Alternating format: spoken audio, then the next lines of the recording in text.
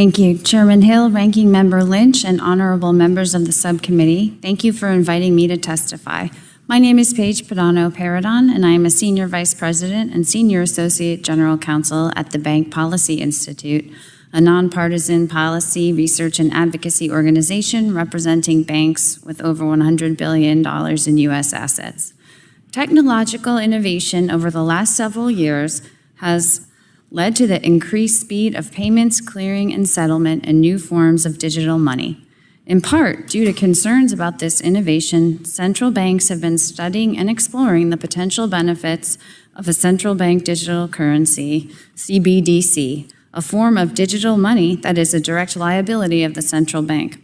Fortunately, the Federal Reserve Board has recognized that as both a legal and policy matter, Congress should decide whether the United States should have a central bank digital currency. On balance, we believe that at this point, there is little evidence that a CBDC would bring measurable benefits to the U.S. economy or consumers. Furthermore, a CBDC could upend the commercial banking system and create financial instability.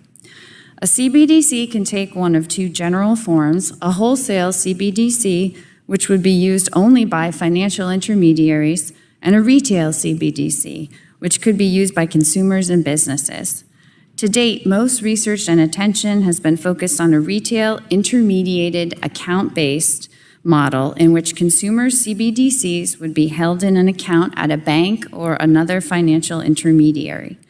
Like an asset held in custody, the CBDC could not be used by the bank to make loans in the way that dollar deposits are used today.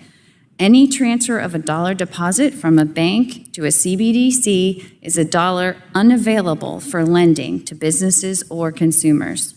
By attracting deposits away from banks, a CBDC likely would undermine the commercial banking system in the United States and severely constrict the availability and increase the cost of credit to the economy. Many of the purported benefits of a CBDC are uncertain and furthermore are achievable through alternative, less risky means. For example, some have argued that a CBDC is necessary to increase payments efficiency and foster financial inclusion. However, in the United States, banks have led numerous efforts to improve the speed and security of payments, reduce the cost of financial products and services, and advance financial inclusion.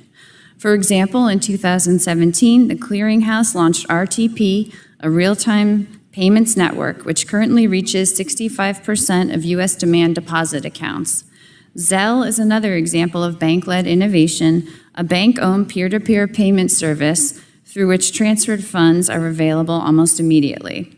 In addition, banks stand ready to meet the demand for a blockchain-based cash equivalent instrument within the safety of the regulatory perimeter, such as by issuing deposit tokens.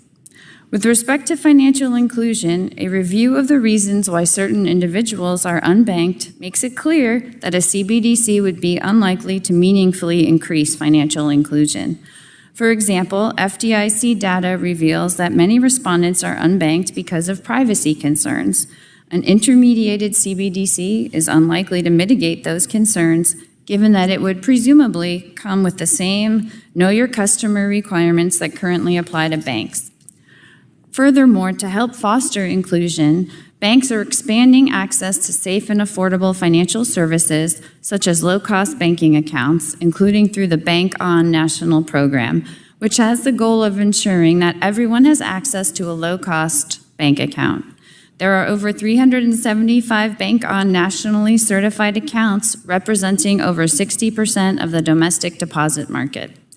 Ultimately, because a CBDC could undermine the commercial banking system and threaten financial stability, and because the purported benefits of a CBDC can be achieved through less harmful means, we agree with the Federal Reserve that further steps toward developing a CBDC should only be taken if research points to benefits for households, businesses, and the economy overall that exceed the downside risks and indicates that CBDC is superior to alternative methods, and only with the support of the executive branch and with legislative authorization.